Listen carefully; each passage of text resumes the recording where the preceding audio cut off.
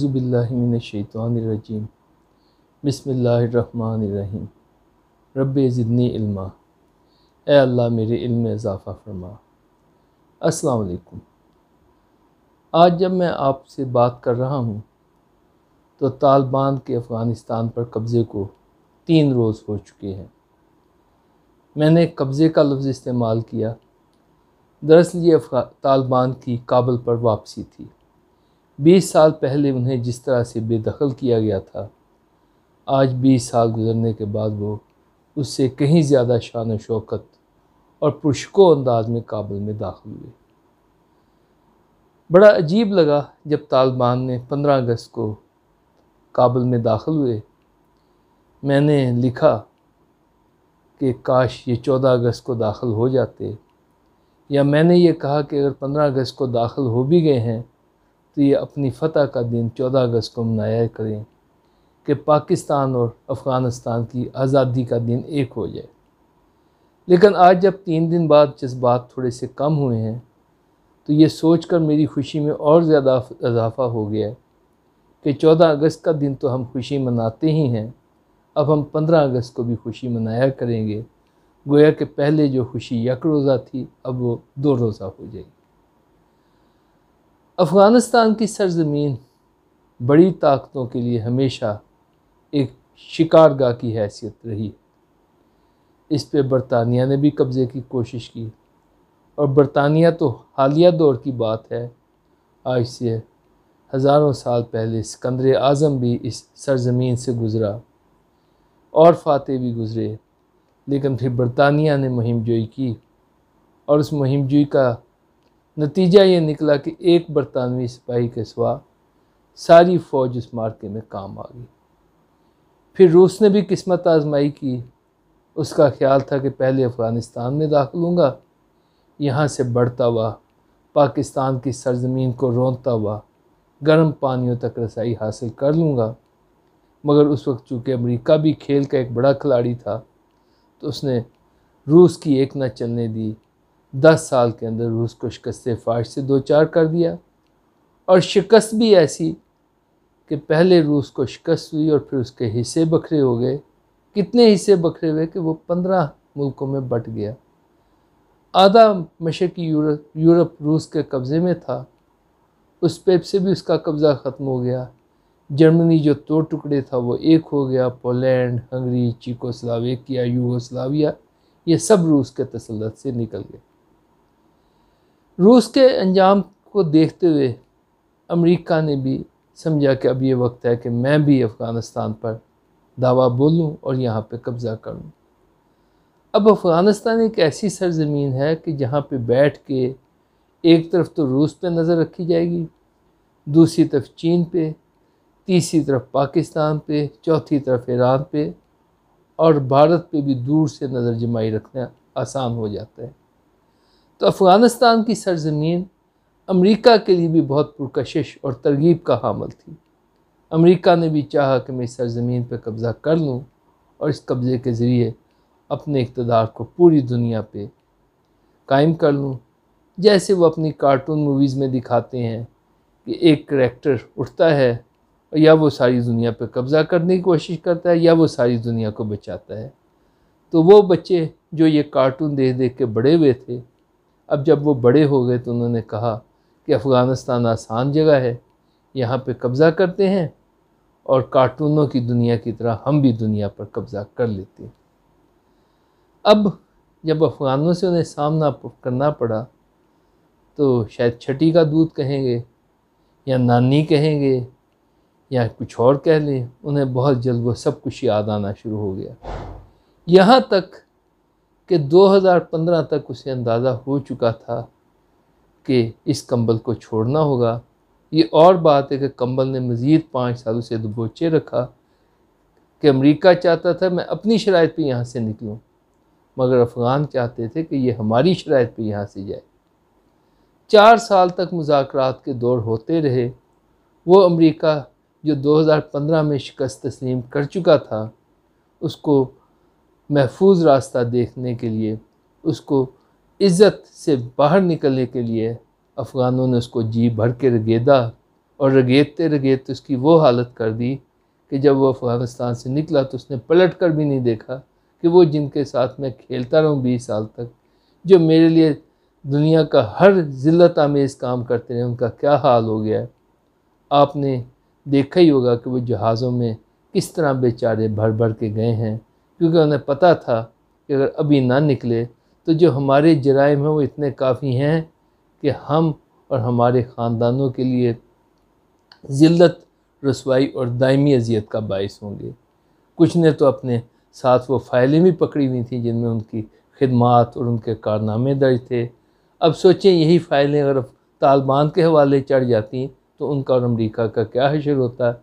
इसलिए सारे प्रोटोकॉल भूल गए, कोरोना भी भूल गए, जहाज़ पे लोगों की तादाद भी भूल गए, नशिस्तें भी भूल गए। बस उन्होंने कहा जितनी भी भेड़ बकरियां हैं उनको घुसाओ और यहाँ से उड़ान भरो और निकल जाओ।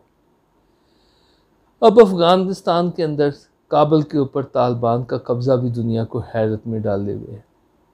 अब दुनिया जिस चीज़ को समझने से कासिर है वो ये कि अफ़गानिस्तान तो 2015 में ही तालिबान के कब्ज़े में आ चुका था। दूर दराज शहरों से लेकर बड़े शहरों तक अमली तौर पर उनके कब्ज़े में थे। वहाँ पे उनके फ़ैसले हो रहे थे, उनकी अदालतें कायम थीं, उनका नज़्म व नस्क था।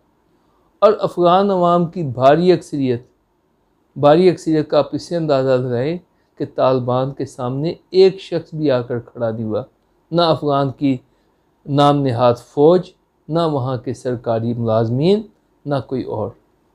सब के सब ने तालिबान को खुशामदीद कहा, क्योंकि वो अंदर तक जानते थे कि अमेरिका यहाँ से भाग चुका है, अमेरिका की सरपरस्ती अब हमें हासिल नहीं रही। इसीलिए दोस्तम ने, इसीलिए अशरफ गनी ने, इसीलिए बाकी लोगों ने अफ़गानिस्तान से भागने में कोई देर नहीं की। उन्होंने बस सोचा कि अपनी जान है तो जहान है, यहाँ से निकल जाओ, आज जान बचा लो और जो पैसा लूट सकते हो वो साथ ले जाओ। ज़िंदगी उस पैसे के सब सहारे गुजर जाएगी, वापस आना तो खैर किस्मत में नहीं है, लेकिन बाकी की ज़िंदगी अगर आराम से, चैन से, ऐशो इशरत के साथ गुजर जाए तो वो गनीमत होगी। अब इसके बाद तालिबान का काबुल में दाखिले का मंजर सबने देख लिया, उनको सबने खुशामदीद कहा। कोई पत्थर चला, ना कोई गोली चली, ना कोई आवाज़ बुलंद हुई, ऐसे जैसे कोई बंदा बाहर सड़क से टहलते टहलते घर के लान में दाखिल हो जाए। तालिबान इसी तरह से दाखिल हुए, किसी किस्म की कोई मुज़ाहमत नहीं हुई। हाँ, एक तोता है जो तोप चलाने का शौकीन है, वो अभी भी दावे कर रहे हैं मैं उड़ान भरूंगा और मैं तोप चलाऊंगा। उस तोते का नाम अमरुल्लाह सालेह है। देखते हैं कितने दिन टाइम टाइम करता है। मेरा ख्याल है उसका मामला भी बहुत जल्द टाइम टाइम फिश हो जाएगा। जब उसके बड़े नहीं ठहर सके तो बेचारे अमरुल्लाह सालेह की क्या औकात है, उसको भी दुनिया बहुत जल्द तालिबान के कदमों में बैठा देखेगी। अब आ जाते हैं वो पाकिस्तान में। मैं बड़ी सदमे की कैफियत में हूँ। मैं हमेशा समझता रहा कि ये शायद अफ़गान दोस्त हैं, ये शायद पश्तून दोस्त हैं, ये शायद अफ़गानों से हमदर्दी रखते हैं। मैं वली ख़ान और अचकज़ई फैमिली की बात कर रहा हूँ। 10 साल तक अफ़गानिस्तान में रूस काबिज़ रहा। हराम है कभी इनका रूस की मज़म्मत में एक लफ्ज़ मुँह से निकला हो। वो अफ़गानों का कत्लेआम करता रहा और ये सब लोग रूस के साथ खड़े थे। 20 साल तक अमेरिका अफ़गानों का कत्लेआम करता रहा, उनकी खून की होली खेलता रहा, उनको ड्रोन बमों का निशाना बनाता रहा, उनकी शादी की तकरीबात को, उनके मजहबी तकरीबात को बमों का निशाना बनाता रहा। ये साबान मुँह में गुंगलियाँ डाले बैठे रहे। पूरे अरसे में अमेरिका की मज़म्मत में, अशरफ गनी की मज़म्मत में, हामिद करज़ई की मज़म्मत में, उनके इक़दामात को रोकने के लिए इनके मुँह से एक लफ्ज़ निकला हो तो मैं उसके लिए हराम का लफ्ज़ बोलूँ। लेकिन अब जब अमेरिका वहाँ से दुम दबा के भाग गया और तालिबान दाखिल हुए हैं तो इनको तालिबान की वहशत, बर्बरियत और अफ़गानों पे जुल्म और कत्ल और पता नहीं क्या क्या याद आ रहा है। गोया के 2001 से लेकर 2021 अगस्त तक तो अफ़गान जो थे वो बड़े अमन चैन सुकून की ज़िंदगी बसर कर रहे थे। वहाँ पे चैन की बांसियाँ बजाई जा रही थीं। और आज जब तालिबान वहाँ दाखिल हुए हैं तो इनको तन बदन में आग लग गई है। सोचने की बात है, और ये अफ़गानों को और पश्तूनों को सोचना होगा कि ये हमारे दोस्त हैं या दुश्मन हैं, या क्या नादान दोस्त हैं। यानी जिन लोगों के मुंह से अमेरिका और रूस के लिए एक कलमा बद नहीं निकला, आज जब असल अफ़गान, असल पश्तून काबुल पर, अफ़गानिस्तान के तूलो अर्ज़ पर अपना कब्ज़ा बहाल करने में कामयाब हो गए हैं, तो इनको आग के शोले झुलसा रहे हैं। तो मेरा ख़्याल है कि पाकिस्तान में बैठी नादान दोस्तों को अपनी ज़ुबानें बंद करके जो कुछ इनके पास है उस पर ऐशो इशरत की ज़िंदगी गुजारनी चाहिए, क्योंकि रूस ने भी पहले इनकी बड़ी खिदमत की है, अब अमेरिका ने भी बड़ी खिदमत की है। तो वो खिदमत इतनी है कि इनकी बाकी मानदा ज़िंदगियाँ सुकून से गुजर जाएंगी। अफ़गानों को उनके हाल में रहने दें। अगली बात आ जाती है कि तालिबान अफ़गानिस्तान में क्या करेंगे। बड़ी सीधी सी बात है, उनके ख्वाब हैं, उनकी ख्वाहिशात हैं, उनके आदर्श हैं। वो अफ़गानिस्तान पे हुकूमत करेंगे, वहाँ पे अमन लाएंगे, चैन लाएंगे, सुकून लाएंगे, तरक्की और खुशहाली के रास्ते पे चलेंगे। अफ़गानिस्तान तकरीबन 40 साल से हालत जंग में है, अब उसको उस हालत जंग से बाहर निकालेंगे और अमन बहाल करके उसकी तामीर और तरक्की का काम शुरू कर देंगे।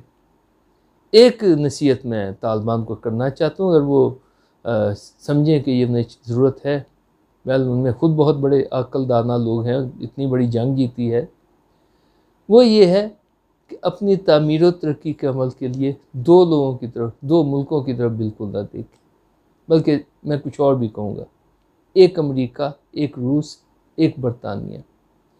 अगर ये इनके पास अपने कोई मंसूबे लेके आए, कोई तजवीज़ें लेके आए, उनको हाथ जोड़कर हिंदुओं से उधार लेके प्रणाम करने के अपने मुल्क वापस पधार जाए। जो 40 साल तक इनकी ईंट से ईंट बजाने की कोशिश करते रहे, इनको ग़ुलाम बनाने की कोशिश कर रहे हैं, वो उनके खैर ख्वाह कैसे होंगे। ये मामला बिल्कुल ऐसे ही है जैसे पाकिस्तान का मामला है कि पाकिस्तान ने आज़ादी के बाद चाहिए तो ये था कि अपने पाँव पे खड़ा हो जाता, उसने अमेरिका की तरफ, बरतानिया की तरफ देखना शुरू कर दिया। नतीजा ये कि वो आज़ादी जो लाखों जानों की कुर्बानी के बाद मिली थी, आज वो आज़ादी कहीं नज़र नहीं आती। तो अफ़गानों को तामीर और तरक्की के लिए, अपने मुल्क की बहाली के लिए, इंफ्रास्ट्रक्चर की तामीर के लिए, अब एक तो ये कि अपनी अफरादी क़ुव्वत को बुलाना होगा। दुनिया भर में जो अफ़गानी हैं, जो डॉक्टर हैं, जो इंजीनियर हैं, जो माहिरीन मईशत हैं, उनको कहें मुल्क वापस हैं, मुल्क की खिदमत करें। ये वक्त की ज़रूरत है, अब का मुल्क आपको पुकार रहे। सबसे पहले तो अपने पाँव पे खड़े हों, फिर अगर वो मुनासिब समझें तो उन हमसाया ममालिक से, जिनमें तुर्की है, ईरान है, पाकिस्तान है, अपने लिए मदद हासिल करें, लेकिन अपनी शराइत पर, उनकी शराइत पे नहीं। अपनी खुददारी का सबूत दें, अपने लिए मदद हासिल करें। ये हो गया, फिर उनकी तामीर और तरक्की का अमल शुरू कर दिया, तो अफ़गानिस्तान वहाँ पहुँचेगा। एक नहीं, दो नहीं, तीन सुपर पावर्स को शिकस्त दी हुई है, तो उनके सुपर पावर होने में क्या रुकावट रहेगी। अल्लामा इकबाल ने कहा था, अफ़गान बाकी कोहसार बाकी, अल मुल्को लिल्लाह अल हुक्मो लिल्लाह। अफ़गानों ने इस बात को सच कर दिखाया है। मैं अफ़गानों की अज़मत को, उनकी जुर्रत को, उनकी बहादुरी को, उनकी हर अच्छी चीज़ को सैल्यूट पेश करता हूँ, सलाम अर्ज़ करता हूँ। इंशाअल्लाह ताला हमारी आँखों ने उनकी आज़ादी का दिन देखा है, उनकी तरक्की का, उनके अरूज का दिन भी देखेगी। बहुत शुक्रिया। अल्लाह हाफ़िज़।